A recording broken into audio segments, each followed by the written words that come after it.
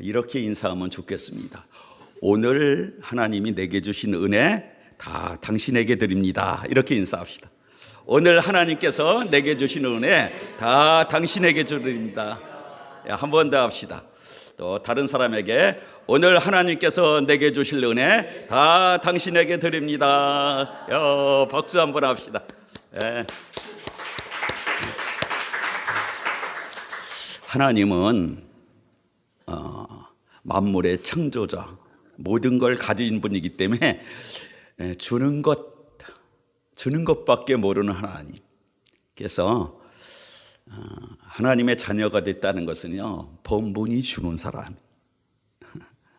여러분 계속 축복을 주기를 원합니다. 사람은 축복의 말을 하고 축복을 주다가도 기분 상하면 중지다 그래요. 그러나 하나님은 그렇지 않죠. 하나님의 속성 중에 불변하시는 속성이 있어요. 우리는 변하고 상황 따라 세월 따라 변하지만 하나님은 변하지 않습니다. 하나님은 늘 배고픈 우리에게 먹을 걸 주시고 은혜 고픈 우리에게 계속해서 멈추지 않고 은혜를 주십니다. 오늘도 이 시간도 하나님은 여러분에게 은혜 주기를 원하십니다.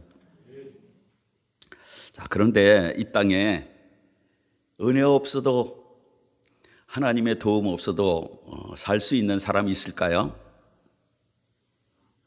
어떤 사람은 하나님 도움 없어도 살 수 있을까요? 당분간은 그러는 사람이 있을 수 있어요.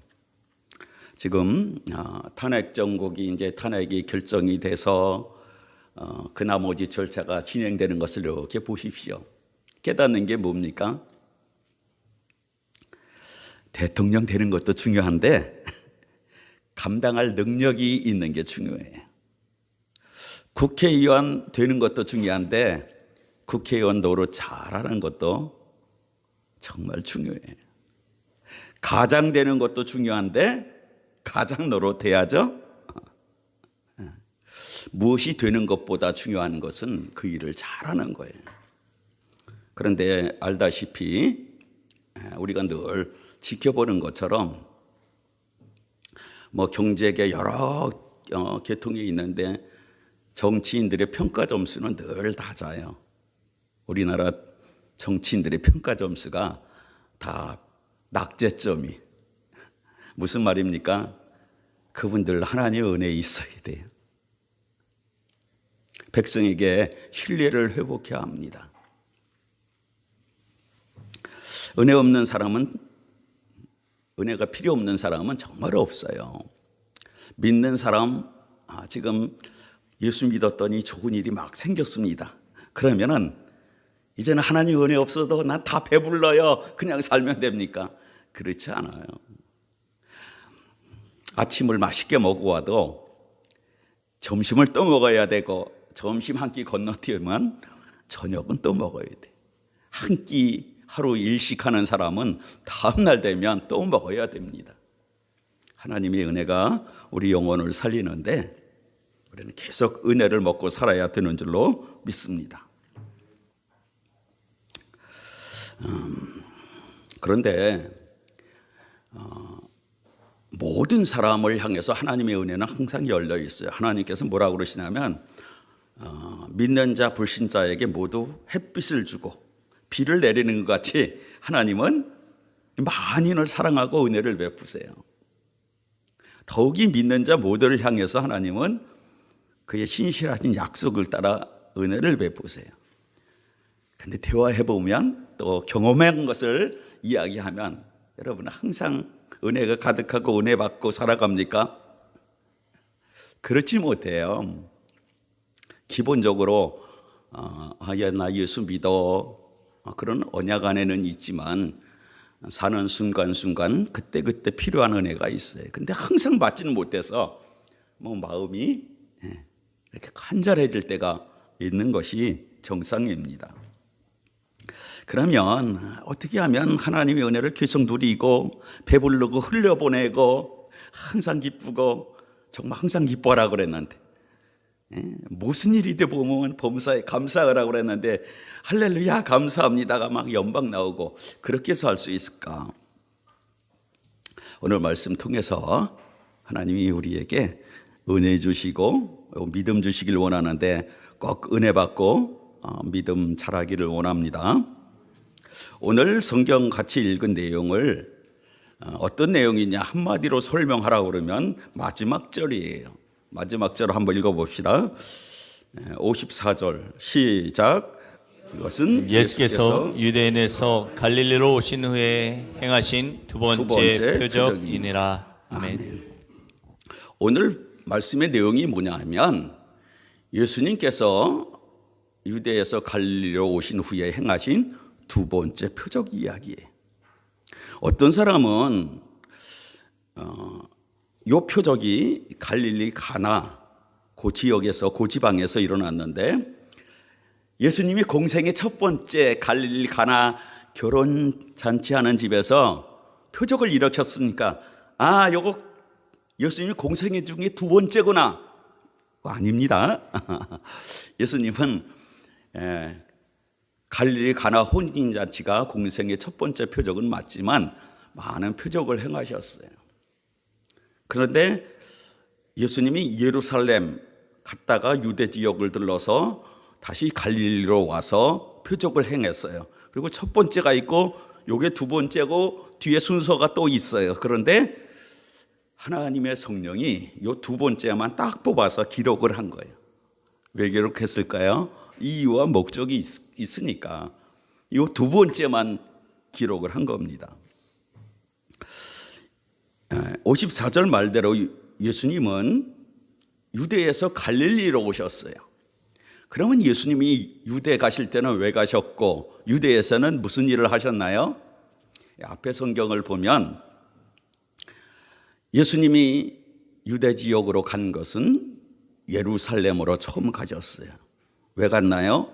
6월절 명절, 그 명절에 율법을 따라서 유대인들은 명절에 우리처럼 가족끼리 안 모이고 예루살렘 가서 성전에서 제사 드렸어. 그래서 예루살렘으로 가셨어요. 가서 무슨 일을 하셨나요? 그 예수님께서 그 각처에서 온 많은 사람들을 위해서 표적을 행했어요. 예수님이 누군지를 알리는 기적을 행했어요. 그래서 그들에게 많은 유익을 줬어요. 그래서 앞에 성경 2장 23절을 보면 예수님이 행하신 표적을 보고 각처에서 온 많은 사람들이 예수님을 믿었다 그랬습니다. 그러면 예수님이 예루살렘에서 바로 갈릴리로 왔느냐? 그렇지 아니하고 54절대로 유대 지역에서 왔어요.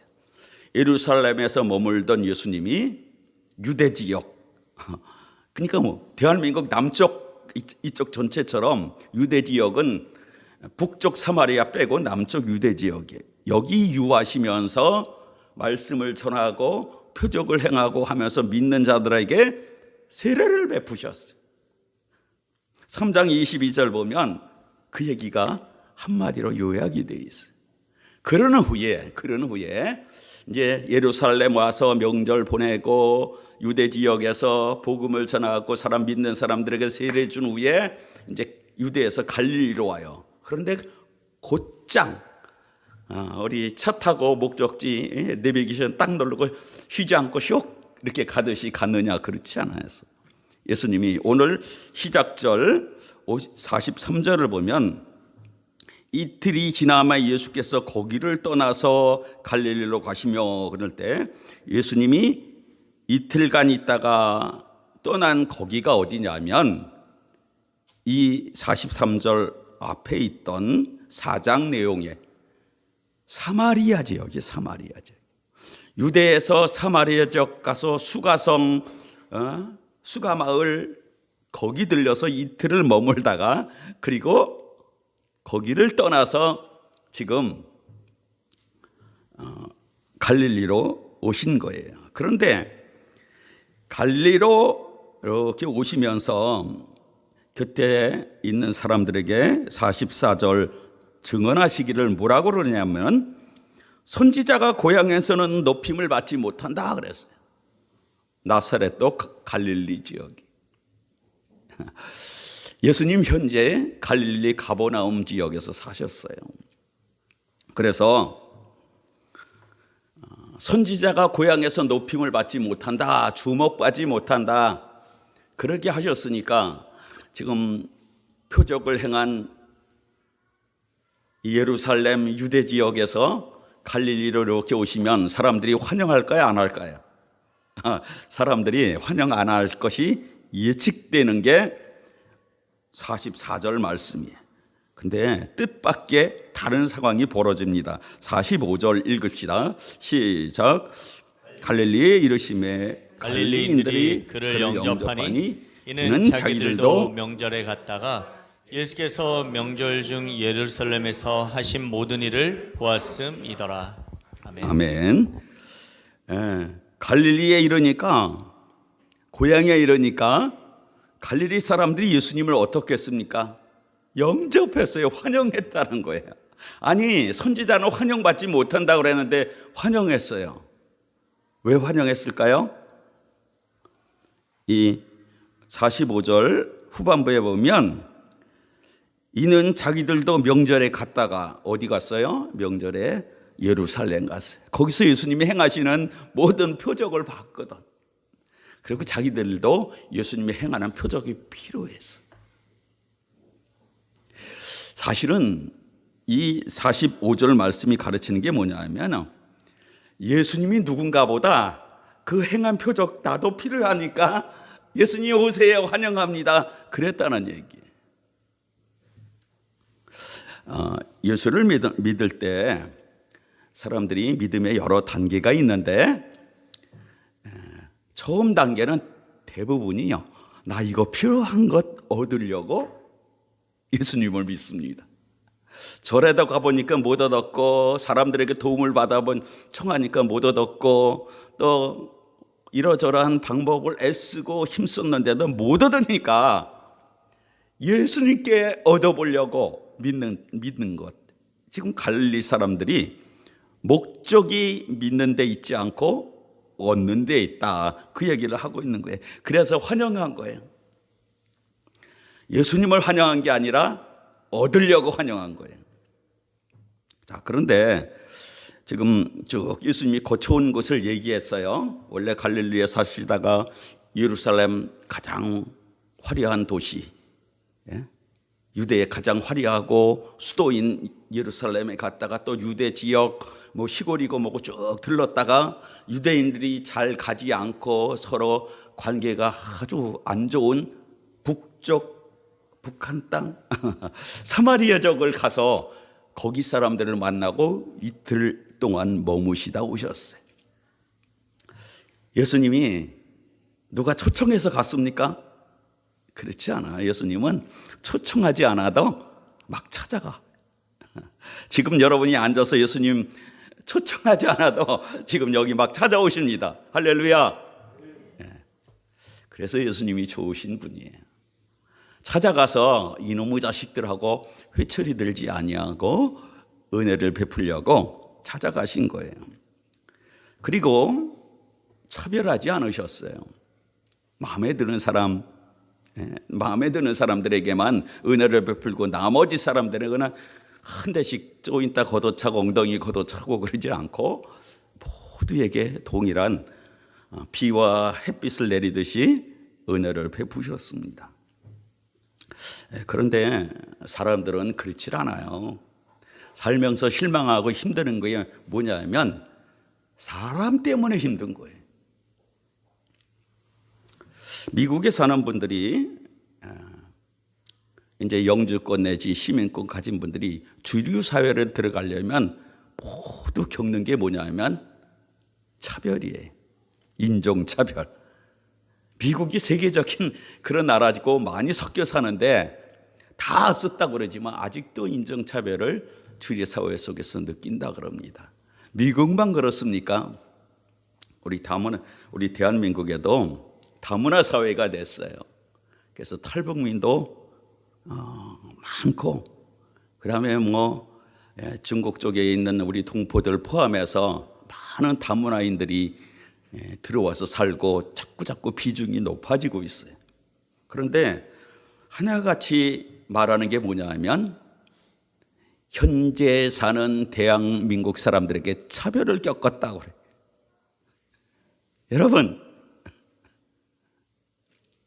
여러분에겐 차별이 없나요? 다문화 사람 차별하나요? 아니면 내 수준에 맞는 사람, 이하 사람들은 차별하나요? 예수님 하늘 하나님과 함께 계시다가 왔어요. 우리를 천국으로 데려가요. 천국이 본 나라고 우리는 이제 이 세상의 나라에 살아요. 예수님 볼 때 이 천하 만국에 흩어져 있는 사람들은 다 다문화 사람이에요. 우린 유대인도 아니고요. 천국 백성이 본래 아니었어요. 근데 예수님 차별했습니까? 차별했으면 여기 앉아 있지도 못해요. 예수님의 사랑은 차별이 없어요. 예수님은 의인 그런 사람만 딱 복 주고 은혜 주려고 그런 게 아니고 죄인을 구원하러 오셨어요. 병든 자를 위해서 의사로서 왔다고 말씀하셨습니다. 예수님을 만나면 사람들에게 딱 제일 먼저 생기는 게 뭐냐 하면 믿음이에요. 뭐가 먼저 생긴다고요? 믿음이 생겨요. 그런데 그 믿음이라는 게 모두가 같지가 않아요. 사람마다 믿음을 저울로 달면 무게가 다를 거고 키재기 높이로 달면 높이가 다 달라요. 믿음이 같지가 않습니다. 오늘 말씀에도 보면 각자 다른 믿음의 사람들이 등장합니다. 첫 번째는 어떤 믿음의 사람이냐? 표적을 보고 믿는 사람. 뭘 보고 믿는 사람이요? 표적을 보고 믿는 사람이 있어요. 우리가 같이 말씀 보았지만 45절을 한번 보시십시오. 다시 45절을 보면 예수님이 갈릴리에 이르렀어요. 선지자는 환영받지 못한다는 갈릴리에 왔는데 뜻밖의 환영했습니다. 그런데 이들이 무엇 때문에 예수님을 환영했습니까? 예수님이 예루살렘에서 행하신 표적 때문에 환영한 거예요. 얻을 목적이 있는 것, 그것 때문에 환영한 거예요. 평소에는 안 친해. 근데 할 수 없이 뭘 얻으려니까. 그래서 고개를 숙이는 것처럼 이 사람들이 그런 거지. 그런데 그것조차도 믿는 거예요. 그것조차도.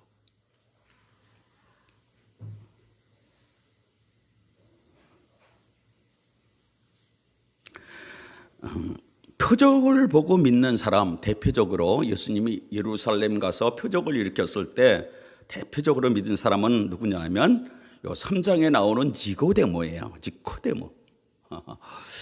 니고데모가 밤중에 예수님을 찾아왔습니다. 그리고 인사하기를 당신이 행하는 표적을 보니까 하나님께로 온 선생님이 분명하다는 거예요.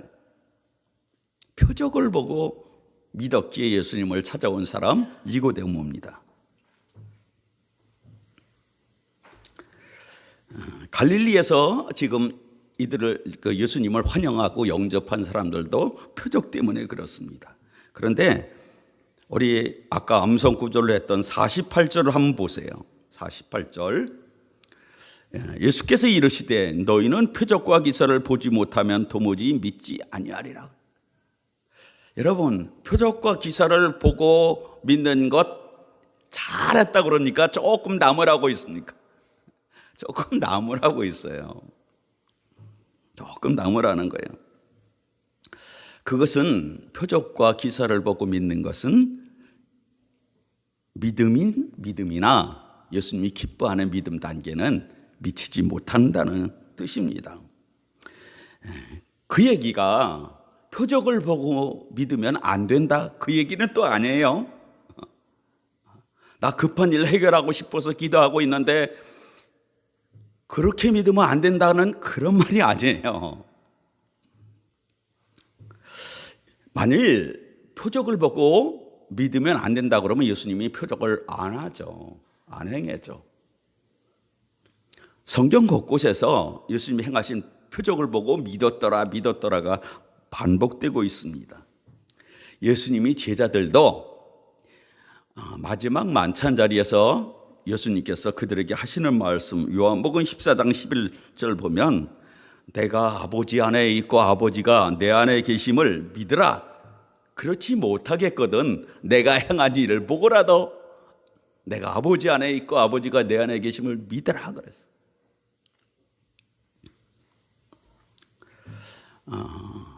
표적은요, 믿음에 도움이 됩니다.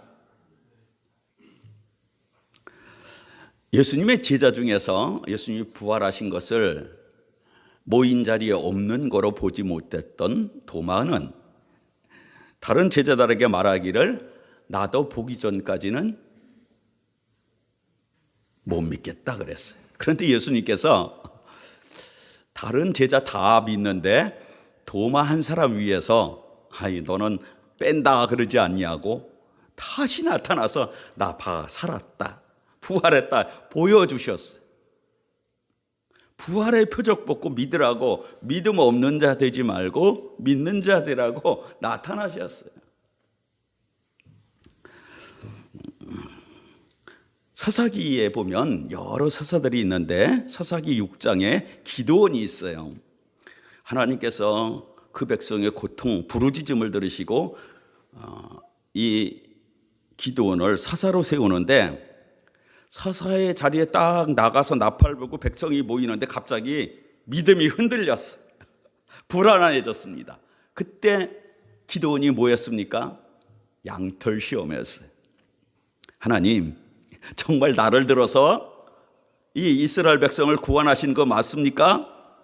그렇다면 내 타작마당에 양털 한 무더기 돌 테니까 다른 것은 날마다 이슬이 내리는 소리지만 이슬이 하나도 없고 요 양털에만 이슬이 있게 해주십시오. 다음 날 나가서 보니까 양털만 젖었어요. 짜니까 물이 확 쏟아졌습니다.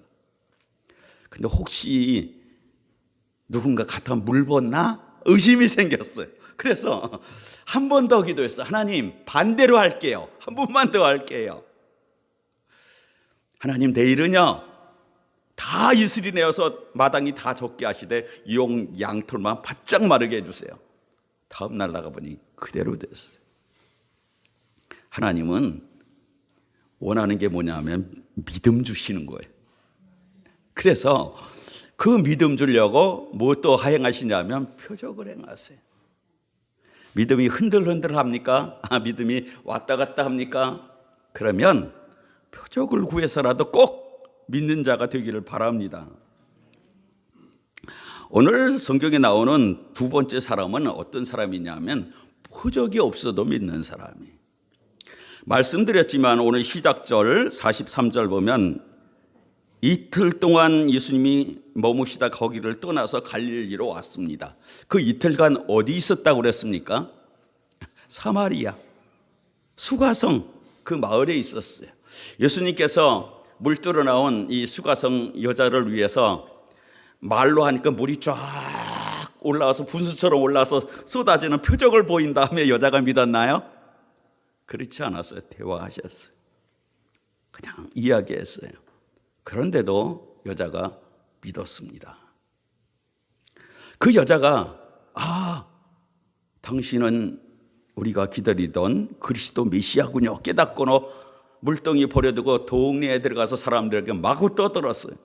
사람들이 여자의 말을 듣고도 믿었다 그래요.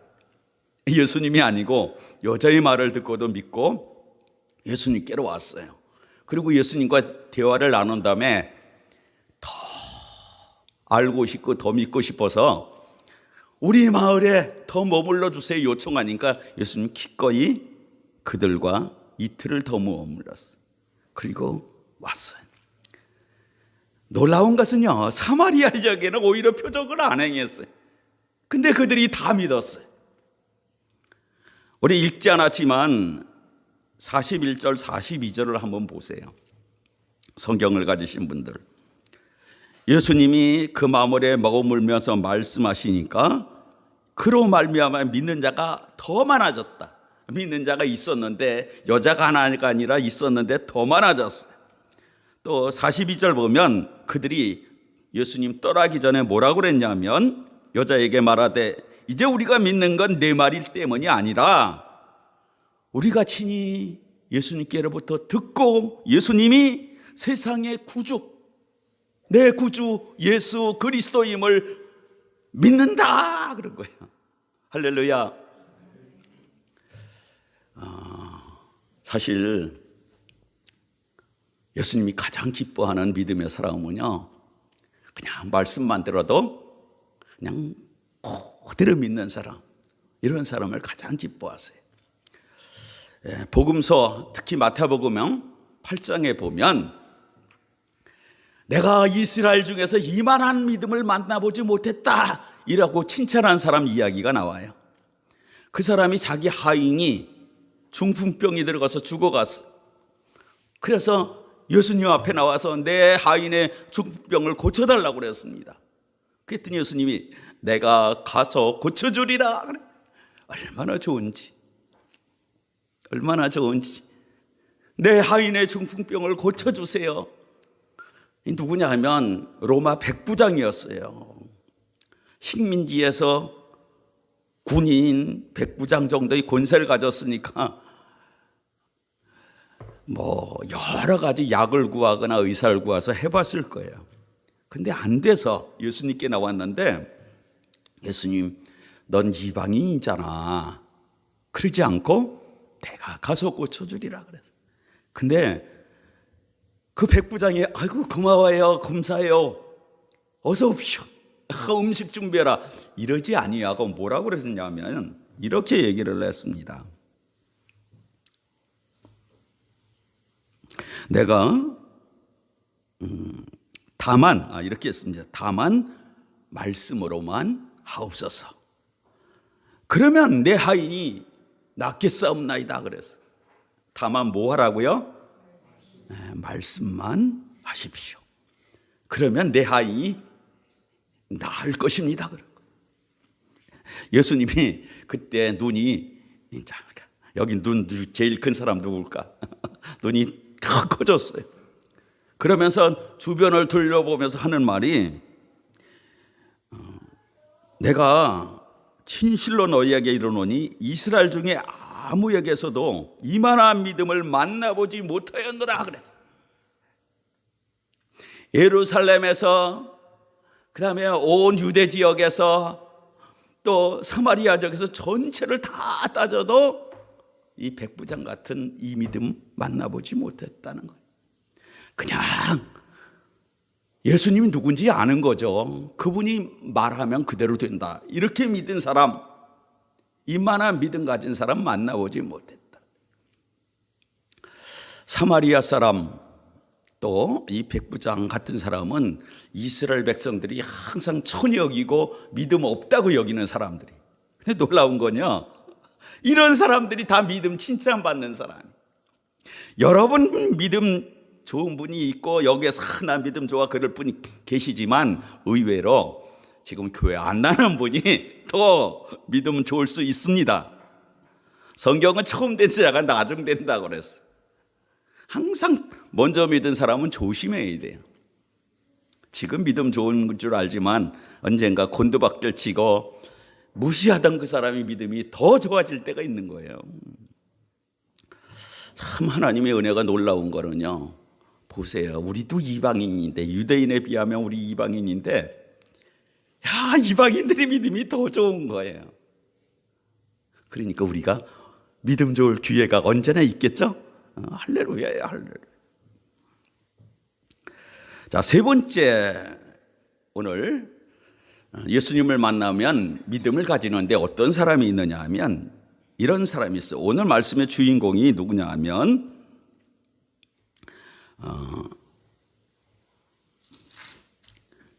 46절에 보면 예수님이 갈릴리 가나 이전 물로 포도주 만든 그곳에 이르니까 거기 누가 있었습니까? 왕의 신하, 헤롯 왕의 신하가 예수님을 찾아왔어요. 왜 찾아왔습니까? 아들이 지금 죽어가서요. 47절 보면 내 아들의 병을 고쳐주소서 그가 거의 죽게 되었습니다. 그래. 아들이 병들었는데 왕의 신하니까 권력도 있고 돈도 있고 뭐 의사를 얼마든지 수소문해서 찾을 수 있는 그런 사람인데도 불구하고 그의 능력이 미치지 못해. 아들이 죽어가는데 가진 게 아무 쓰잘데기가 없어. 무력하기 그지없는 거야. 그래서 예수님을 찾아왔어요. 자, 그런데 예수님께서 찾아와서 내 아들이 죽어갑니다. 고쳐달라고 와서 고쳐달라고 그러는 그에게 예수님이 뭐라고 그러시냐? 48절 이르시되 너희는 표적과 기사를 보지 못하면 도무지 믿지 아니한다. 왜 찾아왔느냐? 아들 낳게 해달라고. 아들 표적 많이 본 그걸 근거로 해서 찾아왔어. 예수님이 누군지가 아니고 예수님이 주는 어떤 선물 때문에 온 사람이라는 거예요. 책망 섞인 소리를 들으면서 이 왕의 신하가 49절 다급했습니다. 이르되 주여 내 아이가 죽기 전에 내려오소서. 죽어가는 아들 두고 예수님 찾아왔는데 예수님이 표적 그것 때문에 왔느냐? 그거 아니면 믿지 않는다 이런 책망하니까 얼마나 다급한지 내 아들 죽기 전에 제발 좀 같이 가자고 통사정했습니다. 그런데 예수님이 딴전 피는 것처럼 대답하시기를 50절 같이 시작. 예수께서 가라 내 아들이 살아있다 하시니 그 사람이 예수께서 하신 말씀을 믿고 가더니 아멘. 예수님이 뭐라고 그러냐면 지금 내 아들이 급하니까 같이 갑시다. 왕진 가서 고쳐주세요 그랬더니 가라 내 아들 살아있다 그래. 여러분 이건 믿어야 될까요? 상식으로는요 죽어가면은 가만 놔두면 죽어요. 지금 119 급하게 불렀으면 119가 와서 내 아들 응급조치하고 뭐 큰 병원 데려가든지 해야 되는데 119 대원이 전화 받고는 뭐라 그러냐면 아들 살았습니다. 그러고 전화 딱 끊어. 그러면 뭐 어떻게 해야 돼요? 다시 전화해서 울면서 사정해야 될까요?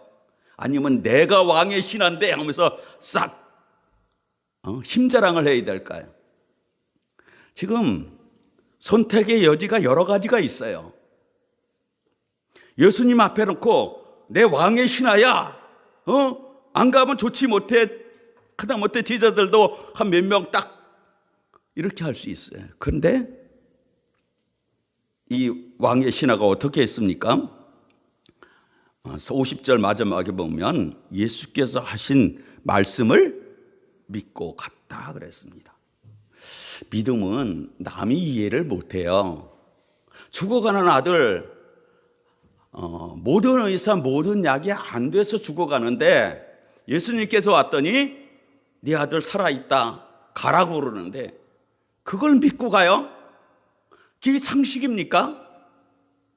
믿음이 상식이에요? 믿음은 상식이 아니에요. 근데 묘한 게 이 왕의 신하가 믿고 갔어요. 그랬더니 어떻게 됐습니까? 51절 이제 집으로 가는 길에 종들이 오다가 집안의 종들을 오는 것을 만났어요. 그러면서 종들이 오 주인님 하면서 전해주는 말이 아이가 살았다는 거예요. 내가 집에서 나오기 전엔 죽어가던 그 아들이 지금 살았습니다. 그래서 53절 52절 언제부터 낫기 시작했냐? 언제부터 열이 떨어지기 시작했냐? 물으니까 7시입니다 그랬어요.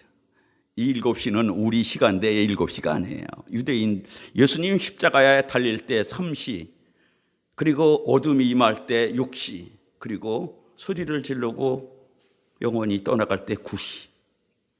3시는 오전 9시, 또 3시간 더하면 6시, 낮 12시. 그리고 9시, 오후 3시 이렇게 되는데, 자, 이 7시 그랬으니까 1시. 그런데 자 보십시오. 1시인데 그 1시에 곧쯤 예수님이 네 아들 살았다 가라 그래서 여러 선택 중에 믿기로 결정하고 믿고 갔어요. 근데 오늘 가는 길에 종을 만나서 내 아들 살았다. 언젠데 그랬더니 예수님이 가라 내 아들 살았다 그 시각 바로 그때였어요.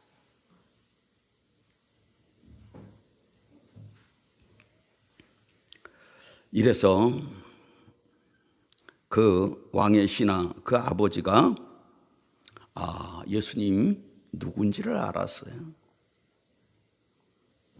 의사 중에 하나가 아니고 그냥 말하면 저 멀리 어떤 병자도 낫게 하고 말하면 뭐든지 되게 하시는 만물의 주인, 우리의 구세주, 모든 질병을 다스리는 분, 그분으로 믿었어요. 그만 아니라 누구도 믿었어요? 그의 온 가족도 함께 믿었습니다. 자, 오늘 본문을 통해서 하나님께서 우리에게 주시는 진짜 은혜가 뭘까요? 여러분, 표적을 보고 믿는 믿음도 있어요. 또 말씀만으로도 믿는 믿음이 있어요. 그런데 어떤 믿음이 있냐면 표적을 보고 믿다가 업그레이드 돼서 말씀만 믿는 신앙이 있어요. 할렐루야. 두 번째 이 유대에서 와서 두 번째 요 사건만 성경에 기록된 이유는 예수님의 책망 어린 말을 듣고 그가 예수님이 누군지를 말씀을 믿는 신앙으로 딱 바뀌었어요. 표적 신앙에서 말씀 믿는 말씀 신앙으로 바뀐 겁니다. 그 얘기를 하려고 장황하게 오늘 말씀을 해주시는 거예요. 표적 신앙 나쁜 게 아니라고 그랬어요. 표적도 믿음을 주는 역할을 합니다. 그러나 표적 신앙은 어린아이 신앙이에요. 뭘 보는 것 좋아하고 뭘 요란하야 좋아하는 것은 어린아이 신앙이에요. 그것은 표적에 관심이 있어요. 뭘 얻는 데 관심이 있어요. 그러나 예수님이 누군지를 알고 예수님이 어떤 말씀이든지 하면 그대로 되는 신실한 인격자라는 것을 알면 믿음이 바뀌는 거예요. 표적 신앙은 대부분 어떠냐면 문제가 딱 생기면 열렬하게 하나님을 찾아. 그런데 문제가 없으면 느슨하고 예수님 별로 안 찾고 제자리로 돌아가요. 늘 반복이에요. 그게 표적 신앙이에요. 그런 사람 계속 표적 주면 제자리 왕복걸음을 해요. 내가 이 많은 간증이 있다고 말하는데 얼마 안 가면 또 문제 사건 없으니까. 근데 예수님이 누군지 알고 그분과 교제하는 게 너무 귀한 걸 아는 사람은 신앙이 높은 수준으로 갑니다. 그는 신앙의 목적이 무엇을 얻는 데 있지 않고 선물로 오신 그 예수님과 교제하고 그분을 누리는 데 있어요. 그런 사람은 예수님이 무슨 말씀을 하시든지 말씀대로 행합니다. 그리고 그 말씀에 약속된 모든 것이 가다가 누려져요. 하나님은 성령의 감동으로 이 말씀을 기록하면서 오늘 우리에게 말씀하시는 것, 표적 신앙에서 예수님을 진짜 믿는 신앙으로 바꾸라는 거예요. 말씀 신앙으로 바꾸라는 거예요. 여러분, 아무리 말씀해도 예수님을 다 믿는다고 해도 정말 잘 안 믿어요. 잘 안 믿는 증거가 뭐냐 하면 그분과 교제하는 게 별거 아닌 것처럼 생각하는 게 잘 안 믿는 거예요. 뭐이 되면은 신나하고 뭐이 안 되면 안 신나해서 기죽고 하는 것이요. 표적 신앙이고 어린아이 신앙이에요. 진짜 신앙은 예수님 자체를 믿는 거예요. 예수님 자체를 기뻐하는 신앙이에요. 예수님은 우리 신앙이 표적 신앙에서 정말 예수님 자체를 믿는 그분의 인격과 말씀을 믿는 신앙이 되기를 바라십니다. 그리고 그렇게 살 때 말씀에 언약된 모든 것들이 우리에게 따라와서 누려지기를 바라십니다. 오늘 여러 사람이 있겠지만 이 두 번째 표적 왕의 신하도 예수님 필요하다는 얘기를 하는 거예요. 왕만 아니라 왕의 신하도 그것 갖고 안 되는 일을 만날 수 있고 예수님 필요하다고 이야기를 해요. 어려움 만나고 약하고 힘든 과정을 지나는 분이 있으면 걱정하지 말라고 그래요. 뭐만 하면 되느냐? 예수님 바로 믿으면 돼요. 당장 표적이 내 안타까운 게 해결이 안 돼도 정말 예수님을 믿고 하시는 말씀마다 따라가면, 순종하면 말씀의 결과가 이루어집니다. 예수님은 살아계세요. 왕의 신하처럼 힘으로 능으로 안 되는 그런 일들을 적절히 배치해서 은혜 주기를 원하십니다. 믿음 주기를 원하십니다. 우리 생애에 예수님이 가장 존귀하게 여기며 그것이 실제로 삶이 되기를 원하십니다. 오늘 예수님 우리에게 더 큰 믿음 주기를 원하는 것 꼭 기억하면서 우리 다 같이 일어서서 찬송 부르고 기도의 자리로 나가겠습니다.